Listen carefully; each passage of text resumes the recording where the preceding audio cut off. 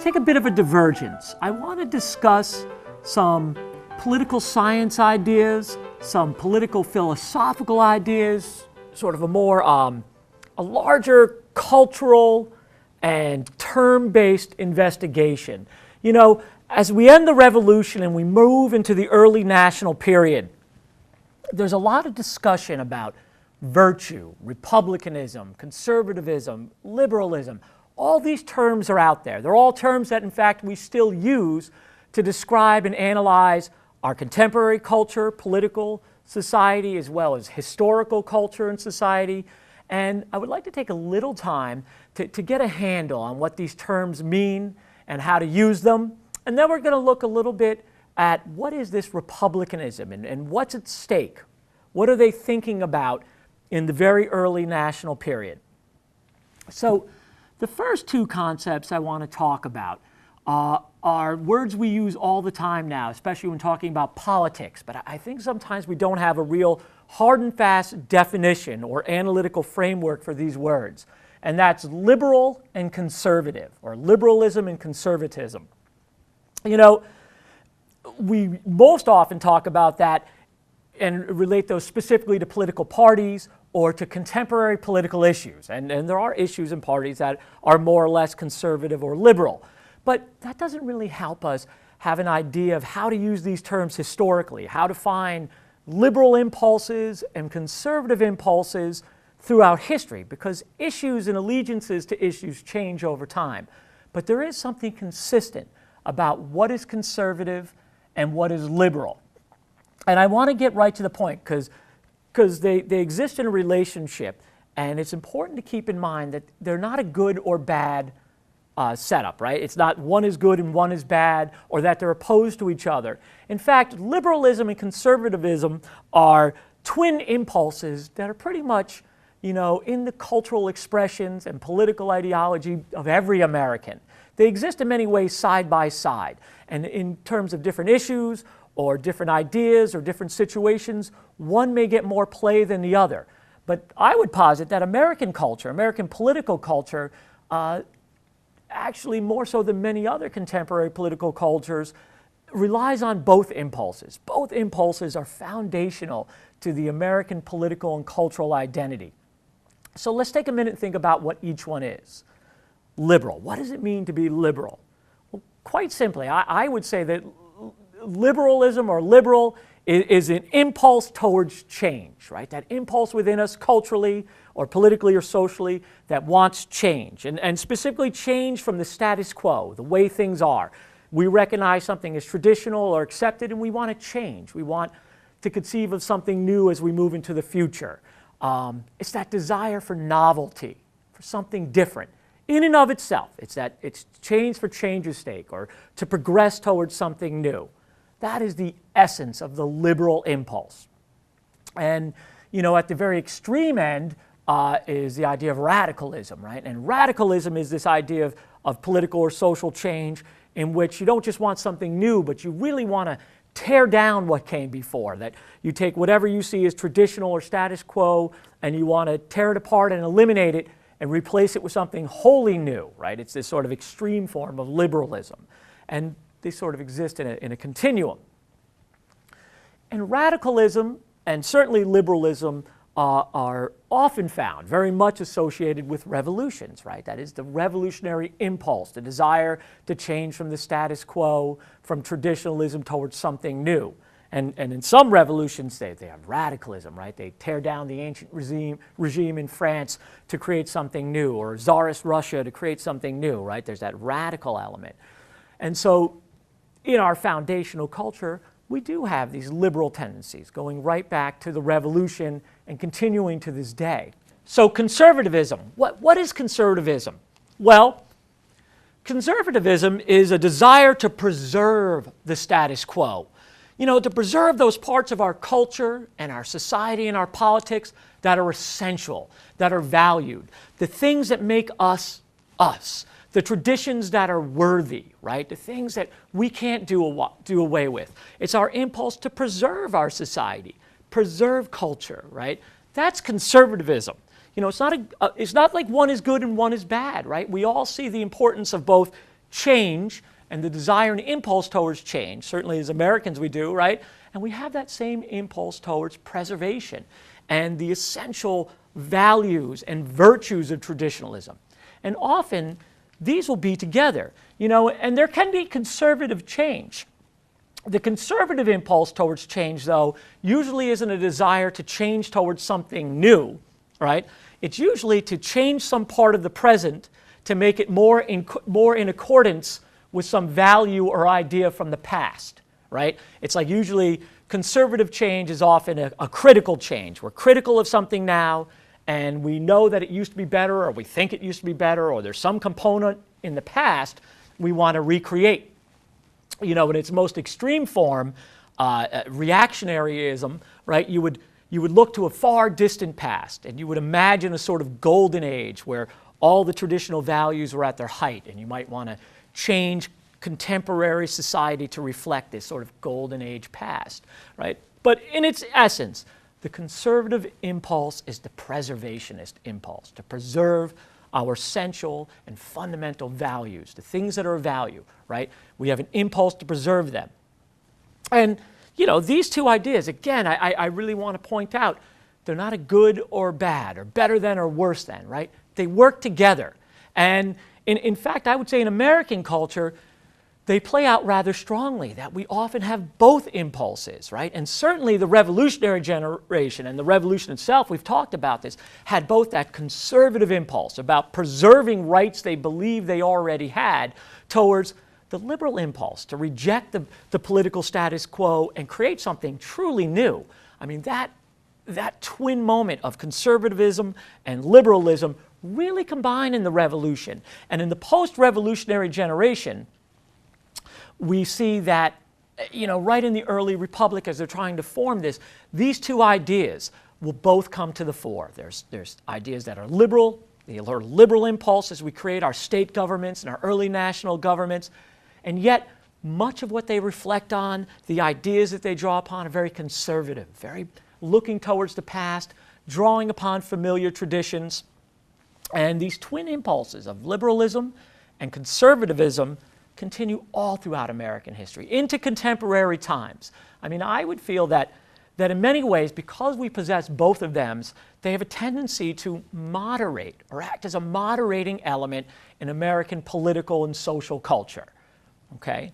So thus, I just want you to have this idea, that not just for American history, but whenever you're looking at politics and culture in the past, throughout time, or in the present, have this idea of the liberal impulses and the conservative impulses, and as neither good nor bad, but just as a way of analyzing them.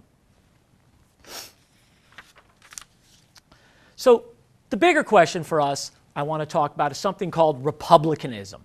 Republicanism. Now, you know, as you're reading along in your chapter now, the sort of post-revolution chapter, it's all about creating a republic and this sort of embracing of republicanism. And there's this other idea of virtue.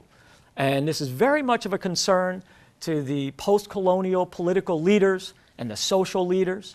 But we need to talk a little bit about what is republicanism? What is virtue? What specifically are they talking about?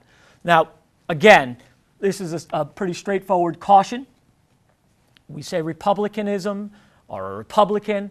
We are not talking about the present political party, the grand old party, the Republicans, okay? They borrow their name to reflect this idea, but it's a much, much older political, philosophical idea of republicanism. In fact, both Democrats and Republicans today are embracers of republicanism, okay? So just so we're clear on terms.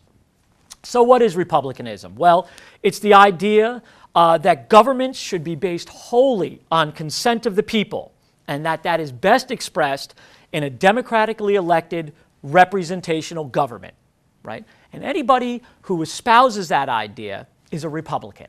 That's what republicanism is. I'll say it again. It's that a government should be based wholly on consent of the people, right? That Lockean idea that, you know, government requires the consent of the governed, right? And the best way to express this is in a democratically elected representational government, right? Which is presently what we have. That's republicanism.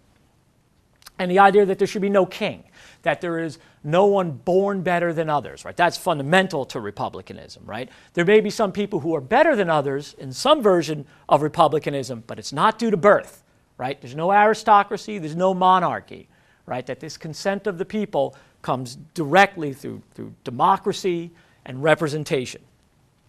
And a republic, well, that would be the product of republicanism, right? It's a country founded on a sort of active, participatory, rather than passive democracy of its citizens and their chosen representatives, right? So a representative democracy in which the citizens are very active in choosing those representatives, that's a republic. That's what we're looking to found. And again, it would be kingless.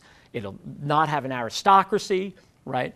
The power will come directly from the people to their representatives through democratic structures, right? That's what a republic is.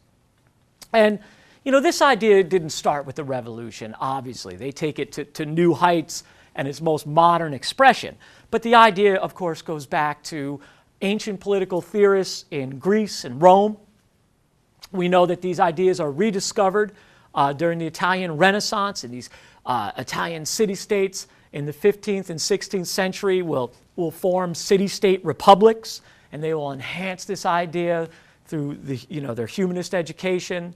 The idea will be revisited again through Enlightenment thinkers of Locke, right? And once again, these revolutionary leaders of the American Revolution will draw on all of those sources to help create and fashion this new idea of a republic and an active republicanism here in America. That's the political system upon which we are founded. And, you know, this brings us to this other idea of virtue, right? And virtue is this, is they became obsessed with this idea of virtue. And I'll talk specifically about what virtue is in a second, but why were they so obsessed with it? Well, because if you have a new government in a republic means that the people will be sovereign, that the people will be more or less responsible for government, and at least to choosing those who will lead. Well, then the people have to be virtuous. Not just the leaders have to be possessors of what we consider to be virtue, but the citizens do too, because they are active. They are now part of government, part of building a new Republican society, which has to be a virtuous society from the lowest member to the highest member. And so part of this Republican idea, and it's very important to the revolutionary leaders and the early national leaders, is the promotion of virtue, right? And we'll talk about what virtue is specifically in a minute. But the idea that virtue needs to be possessed not just by the leadership class or those elected to lead, but by the citizens themselves because of their new enhanced role in leadership, in government, in participation. And so what is virtue? Well, again, the ideas of virtue and their role in republicanism go all the way back to the Greeks and Roman, and again are enhanced in the Renaissance, enhanced by Enlightenment thinkers, and enhanced through the experience of the American Revolution itself. And basically, virtue is the essential personal characteristics among political leaders, right? What you want, the basic characteristics you want for good leadership and good political participation in a republic. And they have this idea of being disinterested, which does not mean you don't really care about what you do, right? You don't lack interest in politics. It's actually a statement about you have no vested stake, no personal stake, no ability for gain in your participation in politics, right? You act as a representational leader, or you choose your leaders, right, based on what's best for the republic. You do it with no intention of personal gain. You doesn't appeal to your greed, you have no business interest, you have no family interest, right? You don't get involved in politics, either as a voter or an activist or as a leader, right, for your own personal gain. You do it for disinterested reasons, meaning that you see the republic itself as greater than the self, right, as something worthy in and of itself. And the most virtuous among us will set aside, at least politically, or when they engage in politics, will set aside their personal emotional needs or greeds or desires or economic gains, right, in order to do what's best, to act rationally. That's another huge virtue. To act with self-restraint, Goes back to the Puritans, that one, this idea that good leadership requires us to rein in, right? Rein in our passions and our emotions, our self-interest, to self-restrain them, to moderate those, and instead lead with a more global and Republican, rational approach to leadership on behalf of others. You do it because it's the right thing to do, right? It's because of the merit of doing it itself. And that's the essence of virtue, this sort of disinterested leadership, serving the greater republic, acting with restraint, frugality, right? Lack of greed, lack of emotion, doing it more through reason, those Enlightenment ideas we had talked about in previous lectures. This is the essence of virtue. And more importantly, and you act always with integrity. The other, larger ideas of virtue go in this as well. Your word has to be sacrosanct, right? If you say something, you mean it. The ultimate part of virtue, right? Honesty, integrity, self-sacrifice, bravery, right? Martial bravery, political and social bravery. All of these ideas, altruism, they're also part of virtue.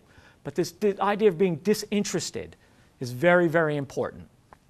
And, this idea existed in Europe already, I should say, as well. It's that idea of noblesse oblige, right? We talked about the noble obligation, that among those born to lead, the aristocracy, those who inherit title and wealth, right, and could be kings and, barons and dukes, right, the leadership class, well, there was this sort of cultural implication that they should, by virtue, as possessors of virtue and education, lead and govern in a disinterested manner on behalf of others, right, on behalf of the commoners. Right? So that is not a new idea. What's new is that everyone has to have this virtue, because in America, it won't just be those born to lead who will become our leaders, and it won't just be those who are born to lead who will be participants in this new political entity, right? It'll be everyone.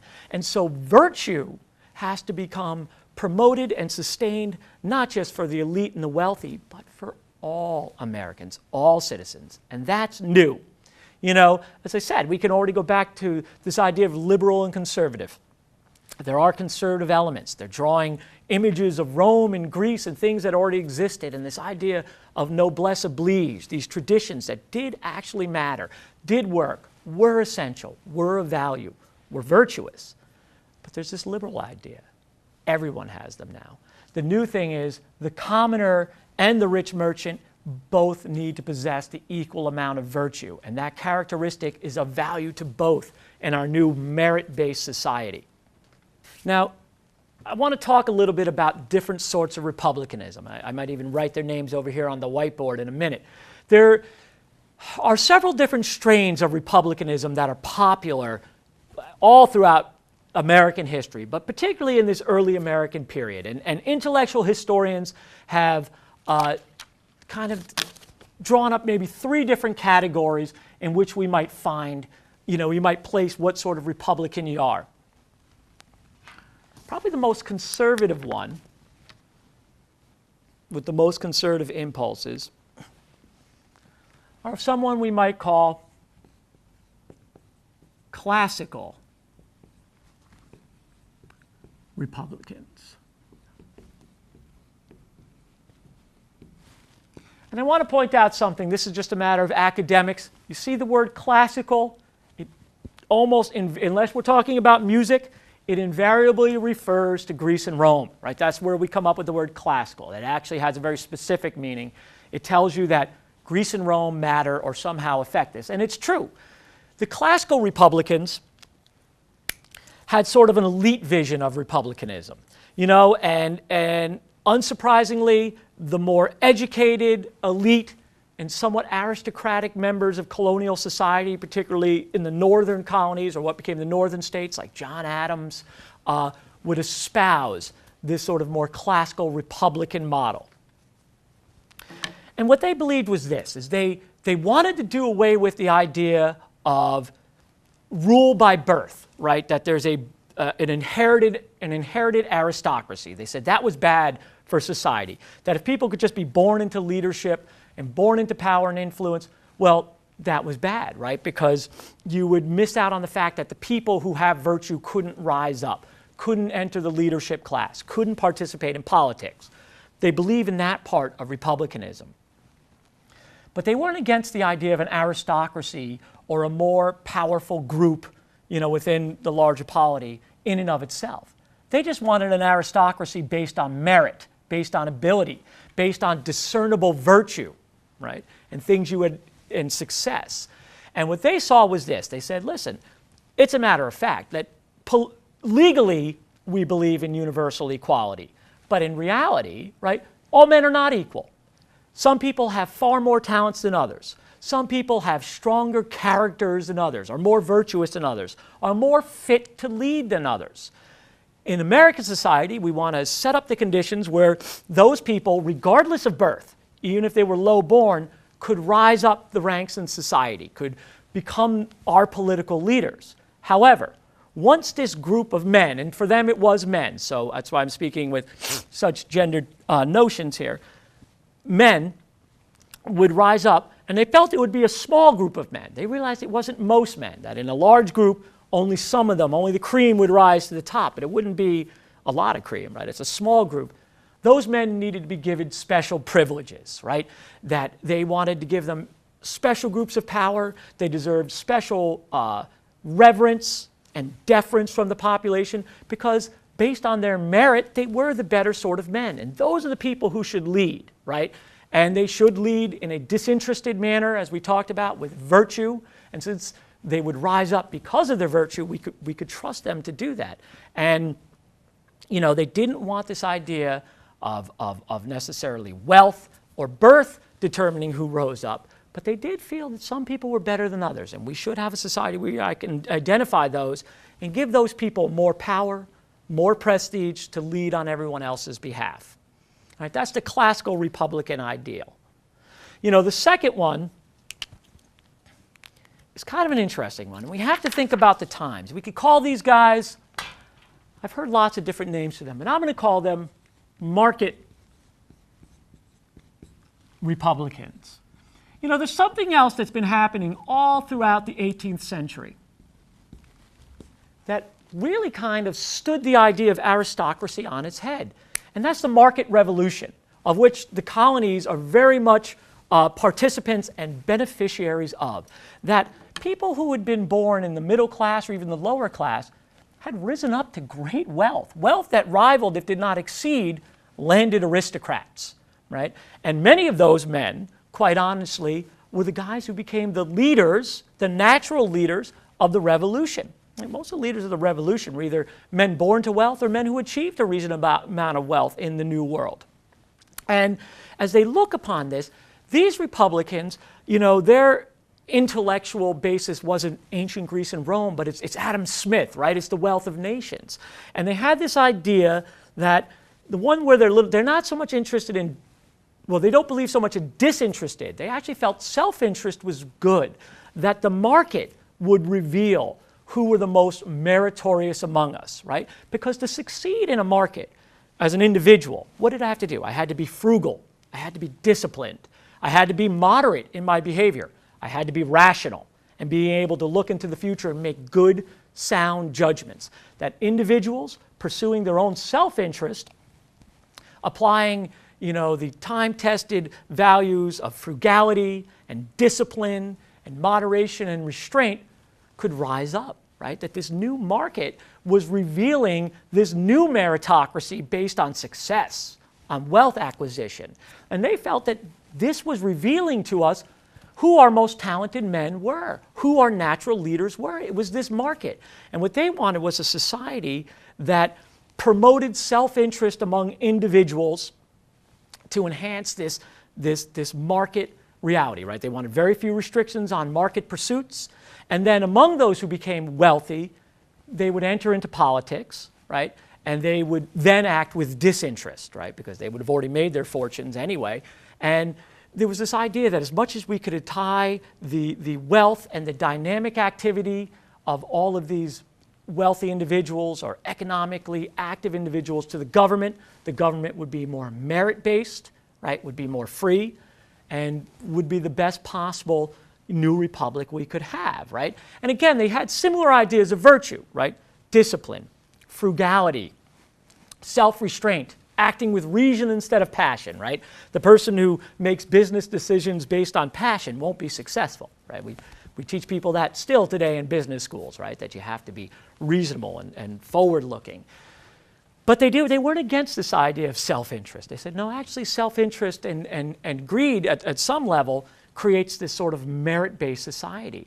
And so that's where they looked to find the leaders, the natural leaders within this new Republican model, right? They said it wasn't about birth because they knew, people born to wealth often, could be insipid, could not be very competitive or rational at all. And so this rising wealth, this individual economic activity would really reveal who the true Republicans were, who had merit, who was the rightful aristocracy, a natural aristocracy. And the final one is something,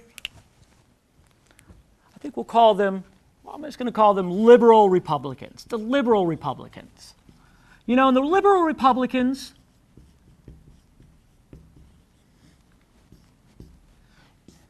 there weren't too many leaders or ideological giants defending this idea.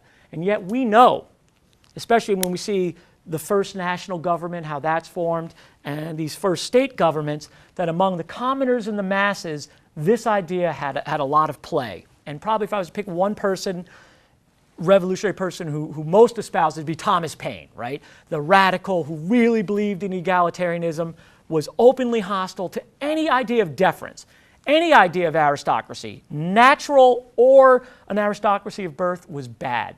The idea of the liberal Republicans was that the real wisdom and dynamism of the new republic and our political entity of republicanism rested with the common man, the common person, right? That their wise action and their virtue was the virtue that created the better republic, and that we had to harness that. And as much power as could be given to the people, the masses, was the best way, right, to avoid the rise of any aristocracy, which is tyranny in and of itself, whether it's a natural aristocracy, a wealthy aristocracy, or a born, inherited aristocracy. Any of those led to a lack of freedom, a lack of egalitarianism. The most egalitarian is this sort of liberal Republican idea, right? And many of the people who had lived and died through the Revolution, this is the Republicanism they will ultimately walk away with, the one that they will hold on to, because they know it was their efforts, right, as members of militias in the Continental Army, right, that really rose up and won this revolution. And we will see these strains. Again, they're probably the ones that reflect the most modern democracy, right, that everyone who's a citizen has to be able to participate, right, in government, in our republic. If I were just sort of to specifically, assign what sort of specific government each one would want. The classical Republicans, since they felt government would be made up of this more natural aristocracy based on merit and men who had natural possessions of character and virtue, right? They wanted a very powerful, small government of a small group of guys given a lot of power, all right? They would be democratically elected, but they'd be given a lot of power. They wanted the executives, like governors and presidents, to have even more power, and that they should only be chosen, that those executives should only be chosen by this small group of men. Because, like they said, some men are better than others. We really have to work with our most virtuous people, right? And we'll allow nature to determine who those are, not birth or tradition. But nonetheless, once determined, they need to hold most of the political power. The market Republicans, they wanted two things. They wanted free markets. They wanted as little government interference with market behavior as possible. And they also wanted political power tied to wealth. Wealthy individuals, people who owned a lot of land, a lot of property, men of substance, should ultimately be the men who were our political leaders, right? And they wanted high property qualifications for voting. They really wanted to tie our most dynamic and inventive economic competitors to the government. That's what they want. Alexander Hamilton will make it his mission while he's in government to tie the dynamic wealth of America to the success of this young government. And much to all of our joy he did that, because it does actually lead to a great deal of economic success and stability. Right? The market Republicans are not completely wrong, that there is something about this rising free market that has stood the whole idea of aristocracy on its head. And, you know, lastly, these liberal Republicans, listen, they're going to want no property qualifications for participation in government as voters or as office holders. They are going to despise and be incredibly suspicious of powerful executives, governors or presidents. They're going to want most of the power to lie in a directly elected representational body, right? And early on, these guys are going to have a lot of power, particularly in our early state governments, do reflect the more liberal Republican model. And in many ways, we still contend with this, right? All three of these are still very much alive. And all three of their impulses, conservative, moderate, and liberal, economic, still condition how we see our government, what we want from it, what is the most just, what is the most rational, what is the most Republican. And so it's important to have these ideas, that these arguments, these ideas, these impulses are at the very beginning. They shape and color American history, and they determine contemporary American political social culture. So all that's well and good. That's the theoretical side. The next big question is this for the early leaders. One was how to set up these governments, and that's the subject of another lecture. The bigger question is, all right, if virtue is really important, and this idea of republicanism hinges on the virtue being owned and possessed by the masses as well as the elites, how do we spread it? How do we make a more virtuous republic? Yes, in theory, we believe that we are more virtuous and the average American citizen is more, but they weren't fools. They realized, no, this has to be sustained. It has to be promoted. It has to be taught. There's actually a top-down effort to promote this idea of Republican virtue as something essentially American, as distinct from Europeanism. You know, one of the things that all the different Republican groups will agree on is American distinction. In fact, they will often make these arguments. They will point out that Americans are the possessors of frugality and simplicity and virtue, self-restraint, right? That we avoid luxury and aristocracy. And they will always paint Europe as corrupt, right? Whereas America is disinterested, Europeans are corrupt, luxury-loving, aristocratic, bloated, right? These ideas, this sort of, you know, corrupt Europe, disinterested and frugal and virtuous America is an argument, a piece of propaganda embraced by all the different types of Republicans and promoted. And at the heart of that is this idea of the spread of virtue. And, you know, the way they will try to spread virtue will be really in two different ways. They will be sort of cultural propaganda and education. We're going to look at the cultural propaganda first. You know, two types of ways they did this. We'll go over these briefly.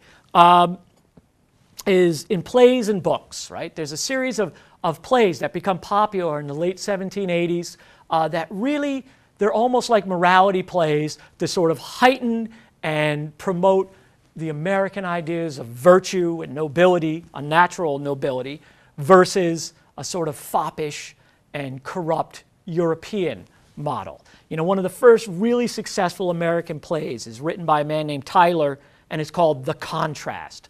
I mean, they didn't even really give it a very clever title. And as a matter of fact, the two main characters, so the main character is the rather suspect named character named Colonel Manley.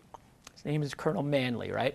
And he's manly and he's virtuous. He's self-sacrificing. He believes in disinterested leadership, right? He's sort of a mythical hero from the Revolution. He possesses all of these, what are being argued as essential American Republican virtues, something that you could model yourself after. And his antagonist is a foppish British aristocrat named Billy Dimple. I mean, you know, they give him sort of a silly name. He's effeminate, he's luxury-loving, you know, he's aristocratic and sneering, and he lacks virtue. In spite of his birth and his high education, right, he's shown as clearly lacking virtue compared to Colonel Manley. And these sort of plays, that's the first really successful American play. I mean, it's popular in all the American cities and towns, and many more will follow. It becomes a very, and they have a lot of public support. You know, the elite patrons who are promoting this idea will put a lot of money behind the production of these sort of plays. There's a lot of books that come out. One of the most popular is a little later. It's printed in 1800 by a Parson Weems, and it's called The Life of Washington, right? And it's all these mythical stories of America's greatest hero in his youth, George Washington. It's where the cherry tree story comes from, where he's willing to tell the truth in spite of the consequences, right? All those sort of stories. And again, they're really just a series of sort of morality plays attached to our greatest, you know, revolutionary hero and American figure that highlight American, specifically American virtue, right? And so in books and plays, this is promoted. One of my favorite ways in which this is promoted, and one of the ones that I think produced some of the more, because to tell you the truth, nobody is going to watch the play The Contrast anymore, and I mean, you might read Parson Weems stuff as a historical curiosity, but it doesn't have the same weight and power it did in 1800. But what does still have the same weight and power are two other things that really embrace Republican virtue and try to promote it, and that's art and architecture. You know, two foundational aspects of this period was, you know, artists want to be creative, they want to tell stories, they want to sell their paintings and make money, but other than just making something beautiful, they wanted to make something meaningful. And many of the American artists identified themselves as just that. We are now American artists making art that would appeal to an American audience and express who we are as Americans, like that enshrine these new virtues. You know, one of the things that's very popular at this time is grand portraiture. There's a lot of these really noble portraits done that sort of bring out the character and the virtues of America's elite leaders. And the work of Gilbert Stuart and Charles Wilson Peale are really at the heart of this. My favorite artist of this particular time, the one who produces, you know, I think the most dynamic work, is Trumbull. And John Trumbull did this whole series recreating monumental battle scenes, right, from the Revolutionary War. And he painted initial versions of this, and then he created engravings in which he could make many copies of it. And what's great about Trumbull is what he focuses on, because he doesn't really focus specifically on what actually happens in these battles.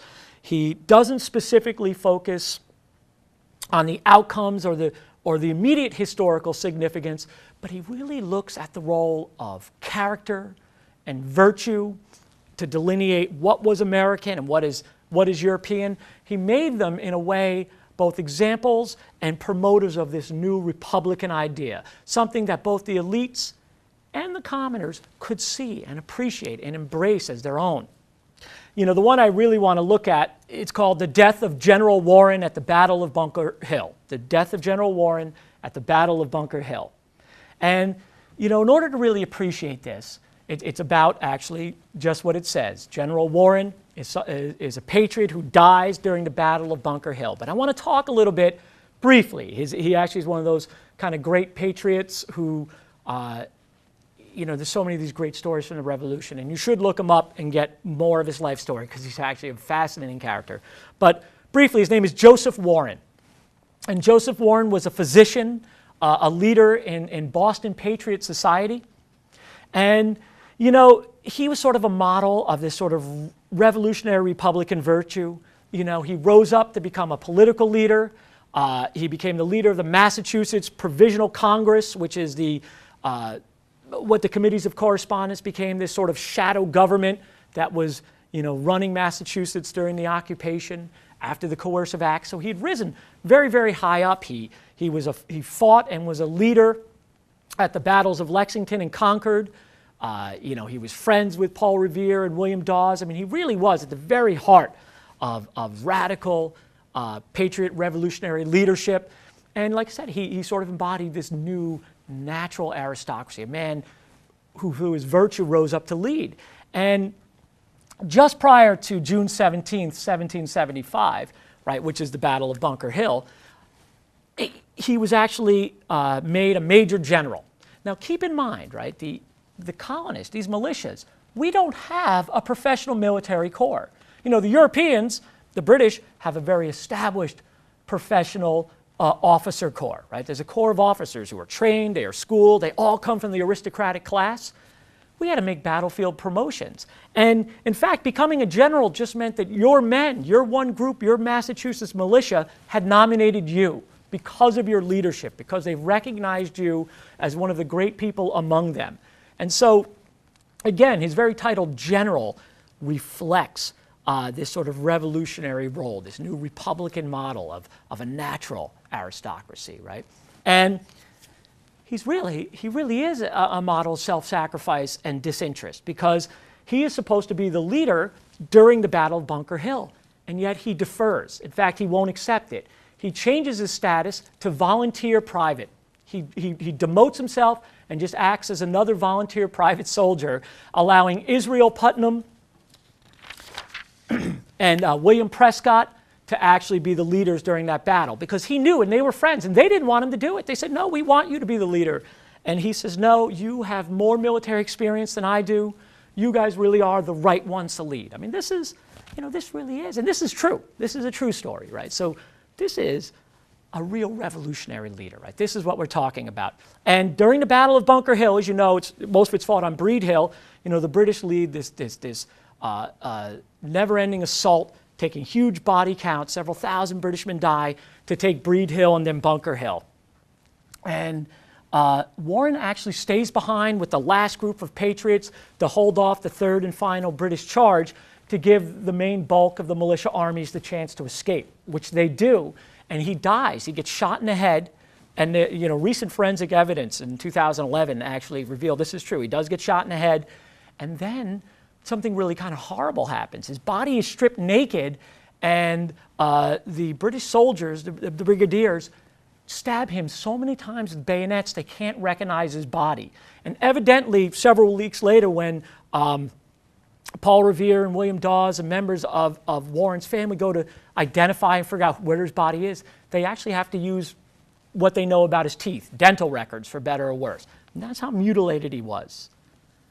None of that is in Trumbull's picture. None of it, right? His image of the Battle of Bunker Hill and the death of General Warren tells an entirely different, frankly, mythical story, right? In which the outcomes of the Battle of Bunker Hill and what really actually happens to Joseph Warren are not part of the story at all. He takes a more mythical approach. And instead, he focuses on and celebrates the honor and the character and the virtue of the various participants. I mean, that's what his painting is showing you.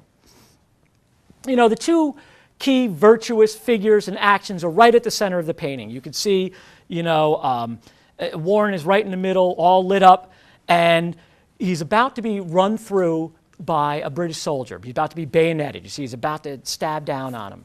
And two people are preventing this from happening. One is a noble British officer who is reaching out, trying to still the arm of this brigadier from running through the dying General Warren. And the other, on his knees, is a barefoot, commoner, patriot soldier who is reaching out with this extreme action and grabbing the bayonet blade with his bare hand, stopping this from happening. I mean, this is the central focal point of this picture, right?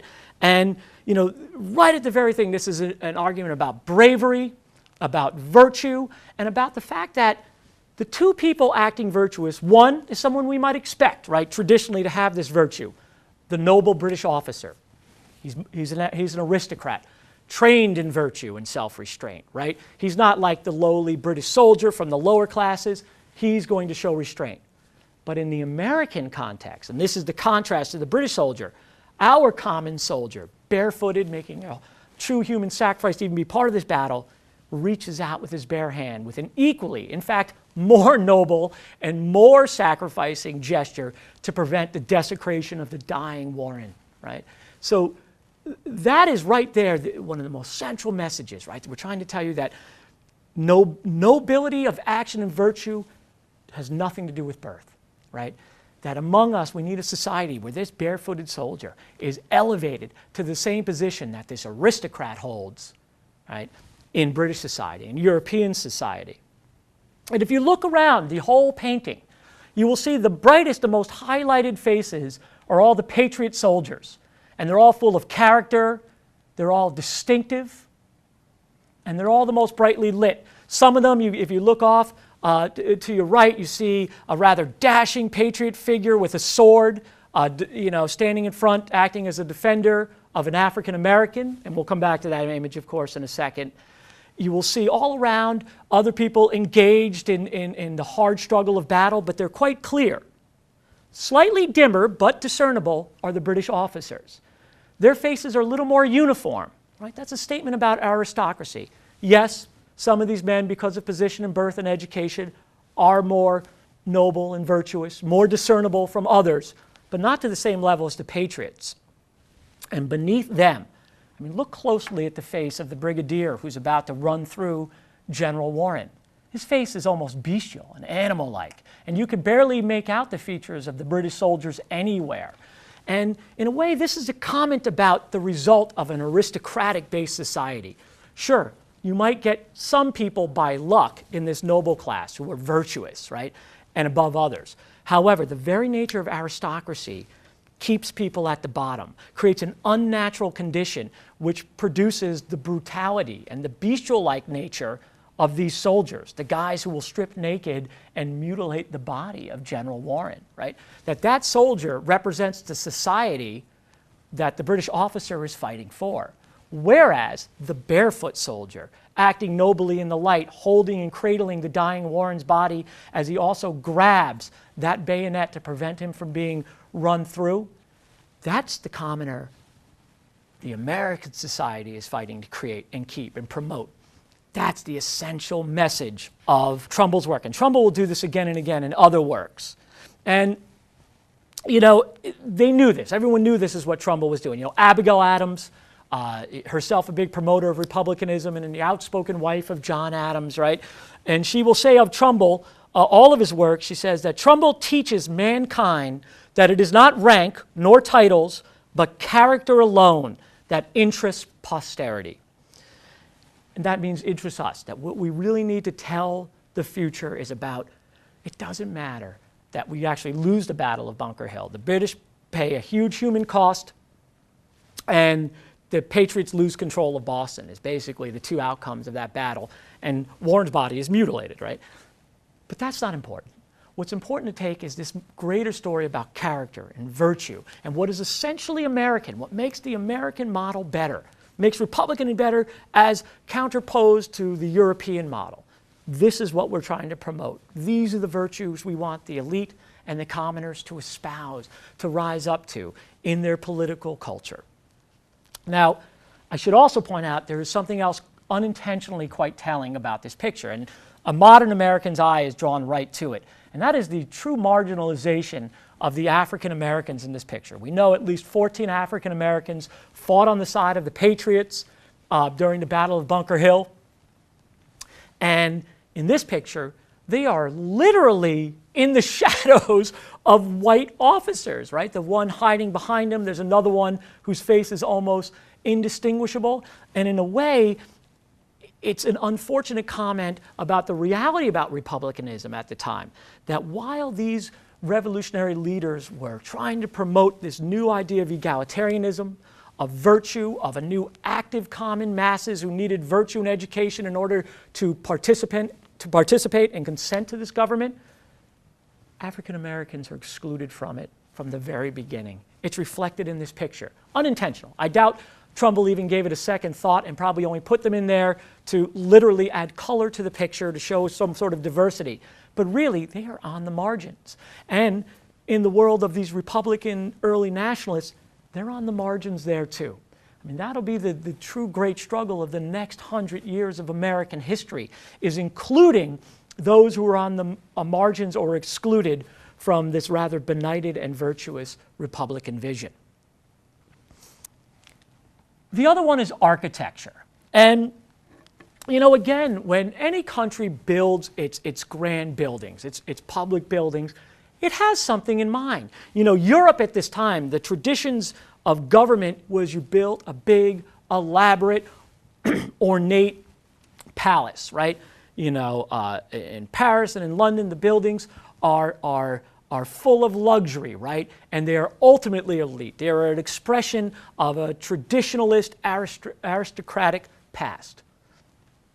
Well, again, Americans are going to also create their own public architecture. And they're going to actually look to the past to create something new. It's that conservative and liberal impulse at the same time. So what's contemporarily popular at that time in Europe is this sort of aristocratic palace. Well, they see that as exclusive, as elitist, as against everything they stand for, right? As corrupt. Instead, what do? They try to recreate the large public spaces of ancient Rome and Greece, specifically ancient Rome. And anyone who's been to Washington, D.C., or walked through Philadelphia, or any of the old parts of our original capitals, knows the sort of buildings, the grand columns, the domes, the wide open spaces that are at once both grand, because it is a grand thing, America. We are celebrating something truly benighted, right? Harkening back, though, to an ancient republic, a time when merit determined who our leaders were, and the public, at least in the imaginations of those who look back on Rome, the public was foundationally important to the governance of those great republics. And so we build buildings to reflect that. And probably no building is grander or a better reflection than our actual Capitol, right? The U.S. Capitol building designed by Latrobe and built in Washington, D.C. I mean, it is one of the grandest expressions of classical Republican architecture ever. And in one ways, it's very backward looking, right? It's Roman, right? Rome is in the past. And yet, it's forward looking. Because first of all, it is far grander and a far more amazing architectural feat than anything Rome ever built. Okay? And the idea was that it would be open and that it would, be open to the public to come in. It would house our legislature. Now think about that. Our biggest building, our most powerful building, does not house the executive. It's not where the executive power lies. The legislative power is in the Capitol, right? The House of Representatives and the Senate. That's our grandest building. And that is liberal, right? That's that liberal impulse. And the two of them together, as you look at this picture, you can see the strong Roman influences that Latrobe put into this. And yet, it becomes, and anyone, like I said, who's wandered around our old capitals and the actual Washington, D.C. knows this style of grand classical architecture takes on new heights and new meanings and new symbolism in the American Republic. Again, it is both an educational approach to educate people, to remind them of the virtues of Rome. It also is practical in that it celebrates the legislature. The popular sovereignty of the people is what's housed in our grandest of grand structures, right? That's where we connect the ancient world to the modern world to the future world. The final place where they put this effort is education. And education's, of course, foundational. And what they come up with this goes back to the Puritans, but the idea that, an investment in public education is fundamental to the survival and the promotion, right, of republicanism. That education should be where virtue is taught. That the main role of education is not preparing people to be good employees when they grow up, right? Because that's what education is, unfortunately, in large part, even primary education, we talk about what kind of jobs people will have, and we train everyone to be a very good employee. But the Republican model, and some of this is still alive, was about teaching character and virtue, particularly by immersing you in these Enlightenment ideas of history and geography and philosophy and logic and rhetoric. And rhetoric is the ability to argue and write persuasively, right? All of these ideas became the public's responsibility. And by the late 1780s and 1790s, starting in Massachusetts, because we pretty much always take the lead on these sort of things, I have to say, but Massachusetts takes the lead, but pretty much it spreads everywhere. They embrace public expenditure on the education of the youth. I mean, this is really where American public education becomes one of our foundational institutions, something we still embrace to this very day as something that's very American. And part of what also really changes here is this idea of women in education. as we know, in the past, Puritans in the 17th century invested in the primary education of women as well as men. But by the late 18th century, that wasn't common. And what we see, though, starting in Massachusetts and spreading, is that women, the education of girls, is considered also foundational. In fact, in some ways more important than the education of men in virtues. And it is based on both a liberal and a conservative idea. The conservative idea comes from this idea of motherhood, a very traditional idea of motherhood, and they call it Republican motherhood. They said that, most children learn their values, learn most things. Their first teacher is their mother. It's the time they spend with their moms. And so if the mothers are the ones who are now going to be entrusted with teaching future generations Republican virtue, preparing people to be these dynamic, rational citizens, in this government they consent and actively participate in, right? Consent to and actively participate in, then the education of girls is now foundational. And there really is a real investment in this. And again, that's a pretty conservative idea, this whole idea of motherhood and childhood education. And yet, it is a liberal idea to put this real public money behind the education of women. And we also see, so they invest in the primary education of women, and we see a huge upswing in private secondary education for wealthier young women, teenage girls, right? That comes into fashion. And here, they will be taught most of the same disciplines as young boys of the same age. History, philosophy, logic, rhetoric. They will also be taught needlepoint and some other traditional ideas. But again, this connection between education and virtue, well, that's new, or at least it's a more liberal idea from what came before. And the idea that it should be applied to boys and girls to create a healthy society, that's liberal as well. And yet, how they teach it and why they teach it, there's those conservative impulses too. This idea of preserving or using the strongest parts of our traditions, motherhood. How do we take something as traditional and conservative as motherhood and put it in service of something as liberal and forward-looking as egalitarian republicanism, right? And that's what happens with education. And it's in all of these ways that America, during this early national period, helps to enshrine these Republican virtues. Our long history, the ideas of virtue and disinterested self-service, we still hold those as values. We recognize the failings and how often we come up short in our ability to promote them. And yet in our education, in our public art, we still do value these things. We still have these conservative and liberal impulses to preserve what was great about this Republican era, and to keep changing towards a future in which we can have a more virtuous society. Thank you.